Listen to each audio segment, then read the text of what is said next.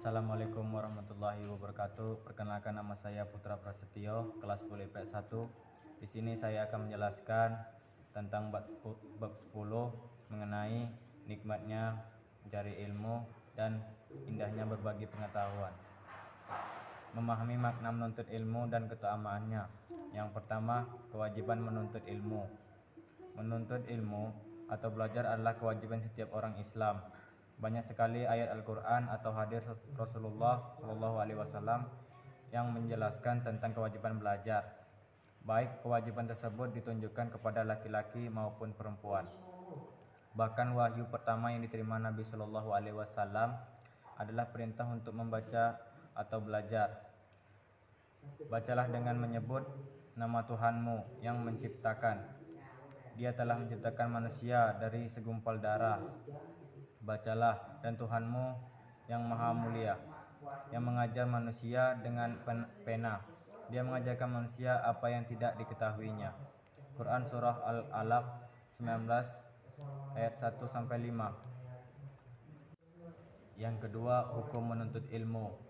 Hukum menuntut ilmu terbagi menjadi dua, yaitu fardu kifayah dan fardu ain. A. Fardu kifayah. Hukum menuntut ilmu fardu kifayah berlaku untuk ilmu-ilmu yang harus ada di kalangan umat Islam, sebagaimana juga dimiliki dan dikuasai golongan kafir, seperti kedokteran, perindustrian, ilmu falak, ilmu eksakta, serta ilmu-ilmu lainnya. B. Fardu ain.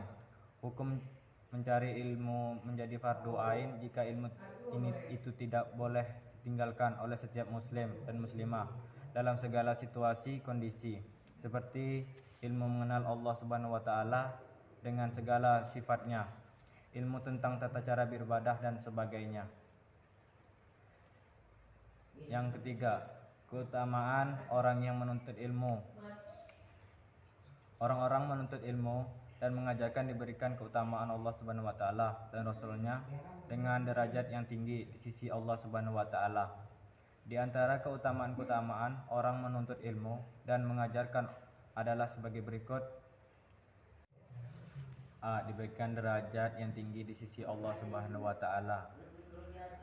Dan Allah akan meninggikan orang-orang yang beriman di antara kamu dan orang-orang berilmu pengetahuan beberapa derajat.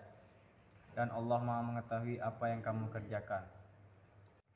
B. Diberikan pahala yang besar di hari kiamat nanti. Dari Anas bin Malik, Rasulullah SAW bersabda, penuntut ilmu adalah penuntut rahmat, dan penuntut ilmu adalah pilar Islam dan akan diberikan pahalanya bersama para nabi.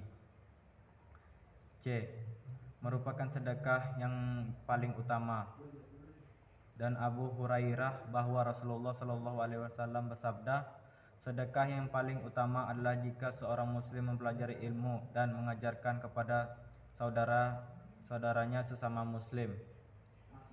D. Lebih utama daripada seorang ahli ibadah.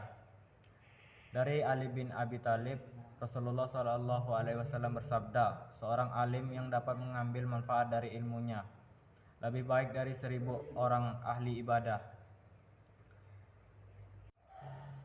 E. Lebih utama dari sholat 1000 rakaat.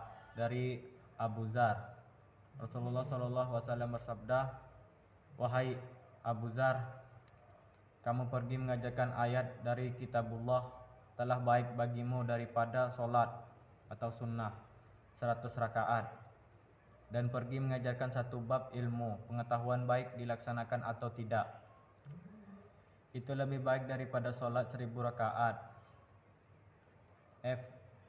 Diberikan pahala seperti pahala yang orang sedang berjihad di jalan Allah. Dari Ibu Abbas, Rasulullah SAW bersabda, bepergian ketika pagi dan sore guna menuntut ilmu adalah lebih utama dari berjihad fi sabilillah. G. Dinaungi oleh malaikat pembawa rahmat dan dimudahkan menuju surga. Dari Abu Hurairah, Rasulullah SAW bersabda, tidaklah sekumpulan orang yang berkumpul di suatu rumah dari rumah atau masjid Allah Azza wa Jalla. Mereka mempelajari kitab Allah, mengkaji di antara mereka. melainkan malaikat mengelilingi dan menyelubungi mereka dengan rahmat. Dan Allah menyebut mereka di antara orang-orang yang ada di sisinya. Dan tidaklah seorang peniti suatu jalan untuk menuntut ilmu, melainkan Allah memudahkan jalan baginya menuju surga. Saya akhiri, wassalamualaikum warahmatullahi wabarakatuh.